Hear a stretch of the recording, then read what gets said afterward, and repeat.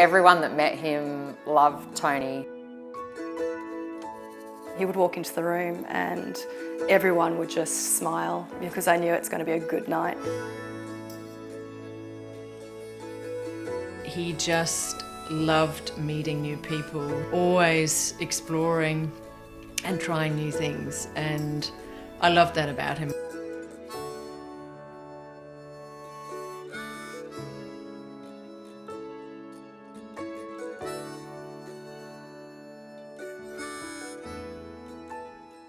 My father, Valentino De Giuseppe, he was an absolute legend of a man.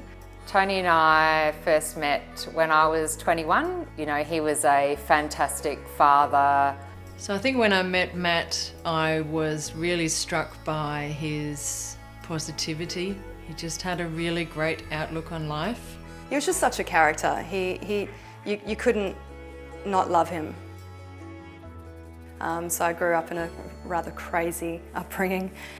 He just had this way of talking to people where, you know, he made them feel special. Tony was a very strong person. He was a man's man, but he also knew how to talk to women. He was everyone's friend. He was a very hands-on dad.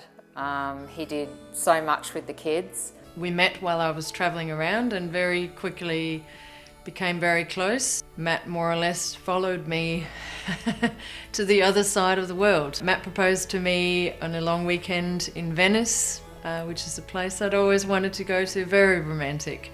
He was diagnosed about a month after his 40th birthday. He was fit, he was healthy. I remember that call that I got from Mum telling me that Dad had stomach cancer, and the whole family, we just all banded together to support Dad.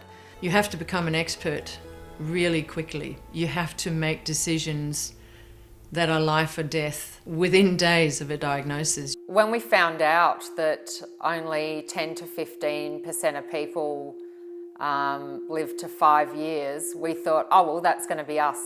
We were going to beat it. We had a choice of possibly removing the tumour, but when he went in there, we were told that it had already metastasised and it was too late. When we did our research into this particular type of cancer, we found that there was no one in Australia who specialised in this type of cancer.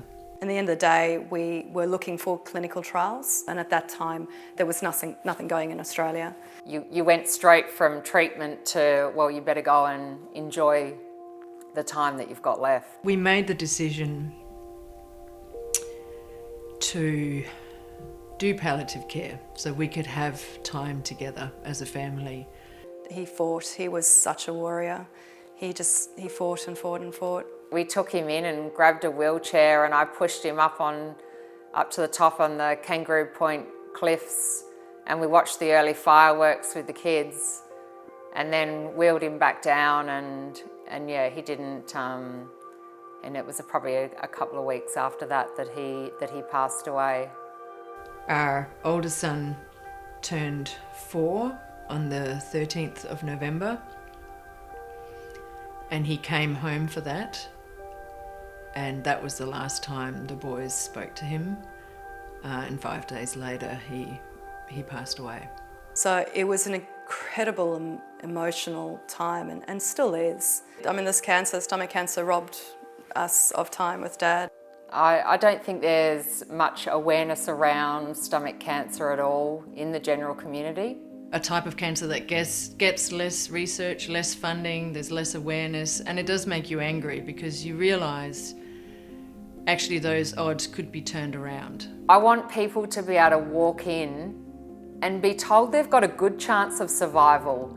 I don't want other people walking in and knowing they've got a 10 to 15% chance of surviving 5 years.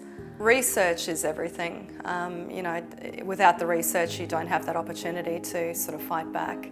Without clinical trials, we can't get better treatments. And many of the cancers we see today with very high survival rates that are in the 70–80%, 20 years ago, they were not. They had the same statistics that stomach cancer has today. Research takes funds, and without funds, there's not going to be any change in the outcome for people with stomach cancer.